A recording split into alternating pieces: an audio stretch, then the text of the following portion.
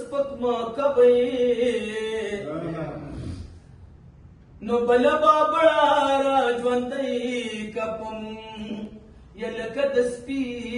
ارزانه چک ډېر ښه ډېر ښه بیا به بل وخت پوره وګورې ما خیال دا بیا به د سره د خولې خبرې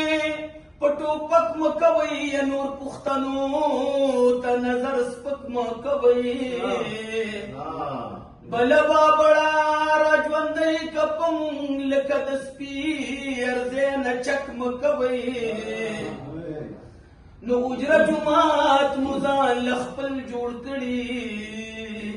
یا مسلمانی دا په چا شک ډېر ښه ډېر ښه ډېر نو بل وطن کې ځینې ځینې یو شپې کوما بل وطن کې ځینې ځینې